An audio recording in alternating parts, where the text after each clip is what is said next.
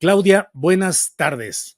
Buenas tardes, Julio. Pues seguimos aquí atentos a los mercados. Me da mucho gusto saludarlos el martes.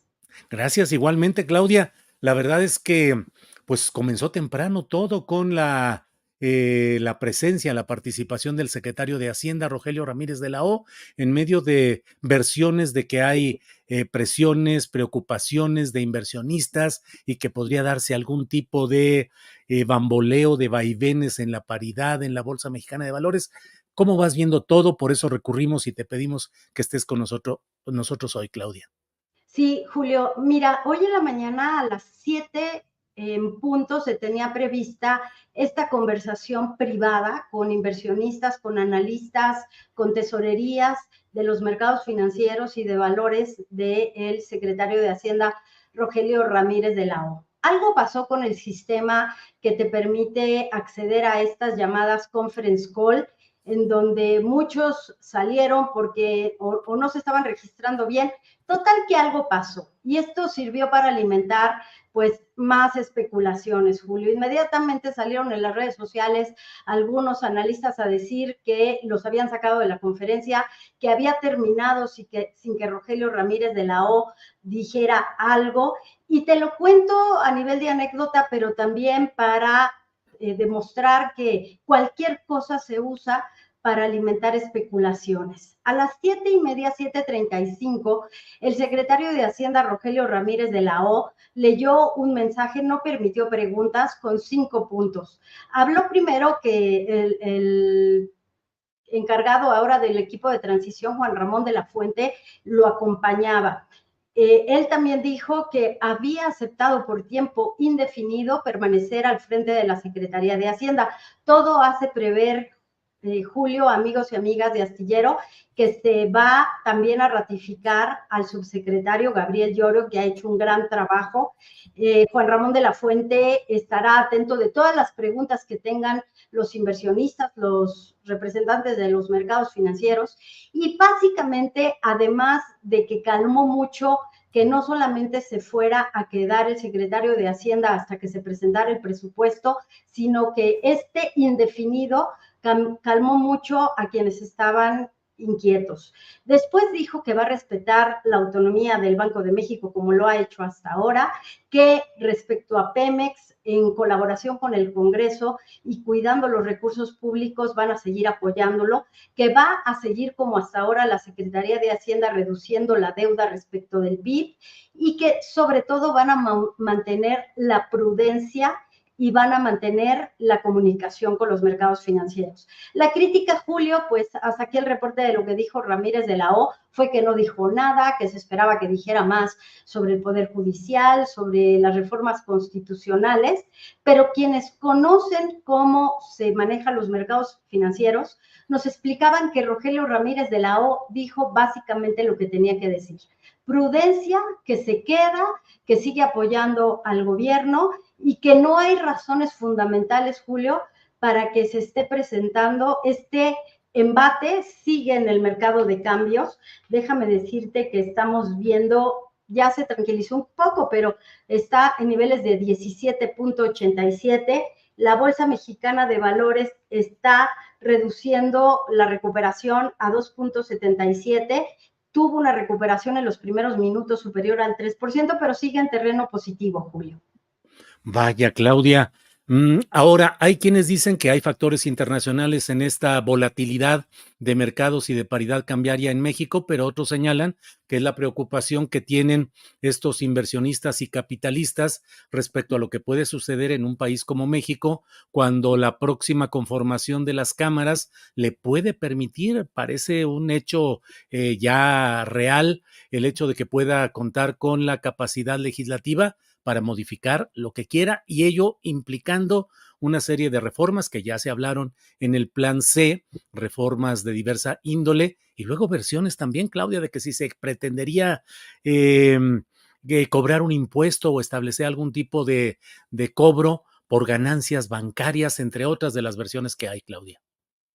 Hoy la Asociación de Bancos de México, lo primero que hizo después de la conferencia sin preguntas de Rogelio Ramírez de la O, fue enviar un mensaje de felicitación y de queremos seguir trabajando con usted, señor secretario. Nos da mucho gusto que se quede usted de manera indefinida, porque los banqueros pues tienen siempre un doble discurso, Julio. Generan muchos empleos, invierten mucho dinero, pero también ganan mucho dinero.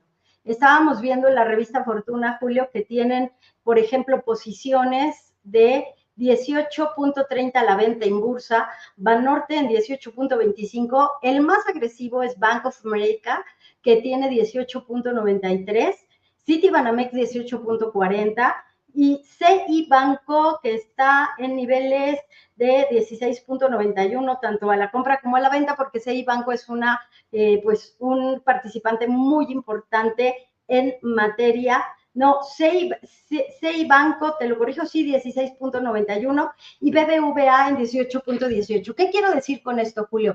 Ellos no dejan de ganar dinero, felicitan a Rogelio Ramírez de la O, pero evidentemente tienes razón, hay una gran inquietud porque se puedan aplicar estos impuestos compensatorios a la banca por actualizaciones en activos, por posiciones y recursos que tienen vinculados con el IVAP, por sus ganancias históricamente altas. 2023, más de 250,000 millones de pesos, Julio, comprando bancos, Banco BBVA, comprando Banco Sabadell. Ayer la prensa extranjera estaba especulando, específicamente la española, que dónde se iban a pagar los impuestos, en España o acá en México, cuando la candidata electa, la virtual presidenta Claudia Sheinbaum, sí está preparando un impuesto. Yo creo, Julio, ¿te acuerdas cuando el presidente López Obrador dijo que no iba a cambiar las reglas, que no soltaran al tigre? A mí me parece que es un poco que la banca está dejando ver su poder, están invirtiendo dinero de sus tesorerías. Aquí la verdad es que la reflexión es que piensen que el mercado, el tipo de cambio, el peso mexicano ya no solamente depende de ellos, sino que se ha convertido en una divisa altamente negociada y que bueno, ya no solamente depende de los jugadores que tienen intereses aquí en México, Julio. Claudia, no quiero dejar de pasar este tema que es muy interesante y pedirte que nos des un poquito más de información, contexto y precisión. En México, el gobierno de la virtual presidenta Claudia Sheinbaum, que todo apunta así, estaría preparando medidas compensatorias parecidas a los impuestos a las ganancias de los bancos. Eso es lo que se ha venido informando a través de la prensa extranjera. Todo esto surgió porque Financial Times, unos días antes de las elecciones, publicó un texto en donde hablaba de que la Secretaría de Hacienda estaba pensando en esto. Porque no solamente es un tema de recaudación, Julio, no es un tema de que se busque obtener recursos como se hizo con los grandes contribuyentes a los que se tenían perdones fiscales.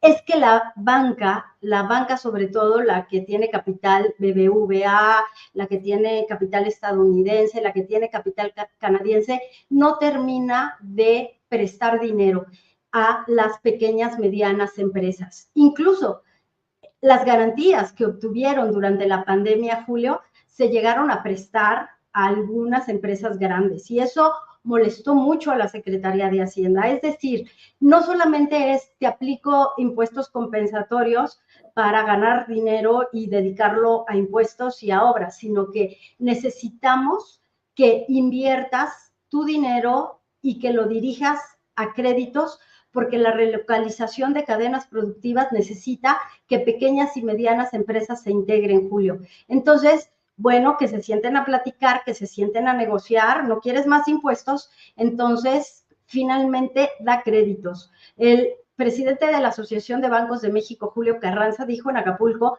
que iban a prestar dinero. Bueno, pues han pasado 2 años y el nivel de créditos para las pequeñas y medianas empresas es muy bajo porque los banqueros, Julio, dicen que entonces la Comisión Nacional Bancaria les retire muchas medidas regulatorias que les impiden dar créditos a pequeñas y medianas empresas, como por ejemplo que no tengan que presentar estados auditados o que no tengan que exigirles más garantías, Julio.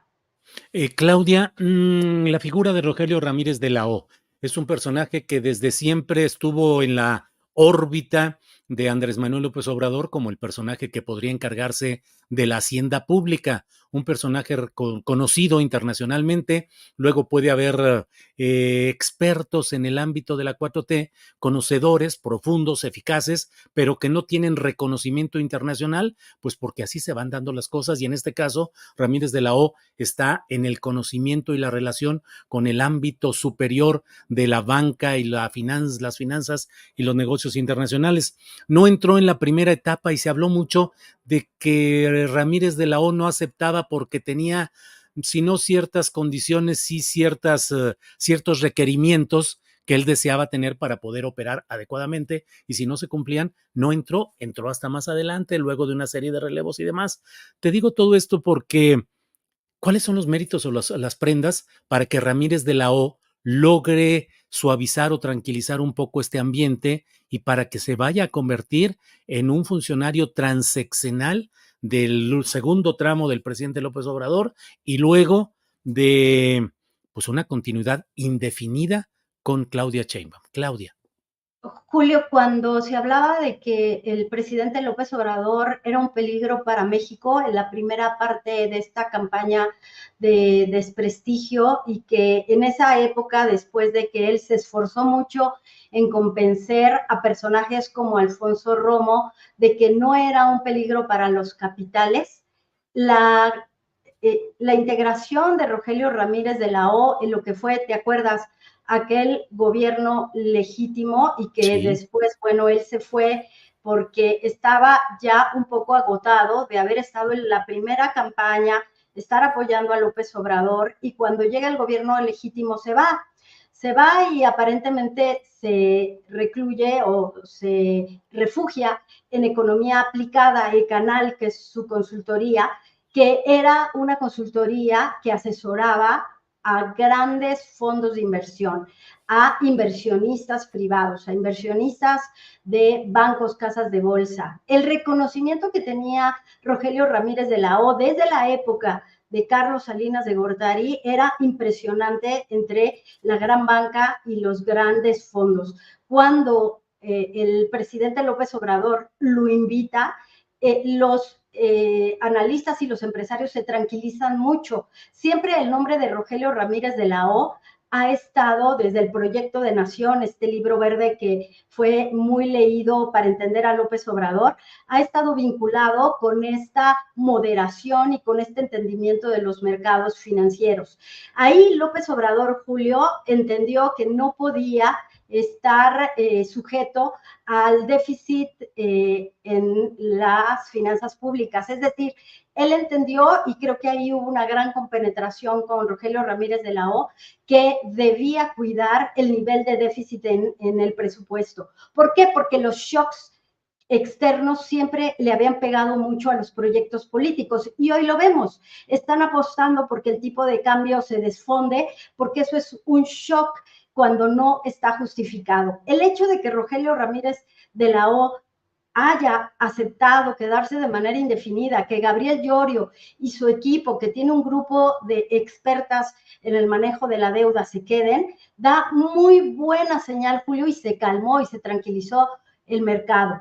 Pero el mensaje que le envía a la banca Rogelio Ramírez de la O es: hey, aquí estamos, vamos a seguir trabajando, porque ellos entre gitanos no se leen la mano, saben que lo que le interesa a la banca es mantener su nivel de dividendos, de crecimiento, pero entonces queden créditos. Vuelvo a tu pregunta, querido Julio.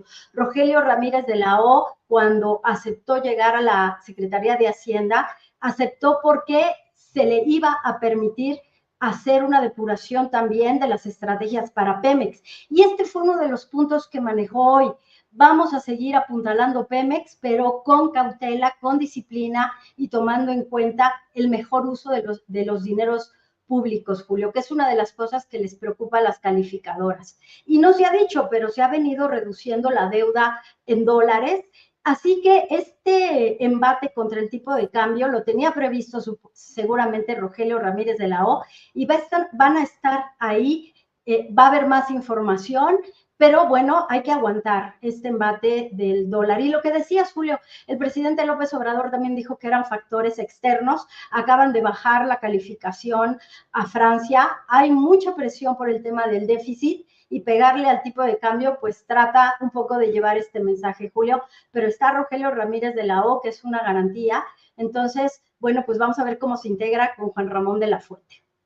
Bien, Claudia, pues además con el hecho de que tendremos que estar muy atentos a este tipo de vaivenes de los indicadores económicos y de las causas políticas que lo generan, no deja de ser una circunstancia muy peculiar y muy natural. Lo decíamos en un programa anterior, el hecho de que a un triunfo tan grande de la 4T, a esa acción, tiene que corresponder una reacción, si no en términos proporcionales o muy cercanos, cuando menos en el intento sí, y aquí estaríamos en presencia de una especie de contrapeso cambiario y financiero que trata de frenar o trata de decir aguas porque aquí estamos los que no queremos estar tan contentos con que la 4T tenga una mayoría legislativa que le permita cambiar la Constitución y cambiar las reglas profundas de un juego que ahora sí está al alcance de un cambio si se confirma esa mayoría legislativa, Claudia.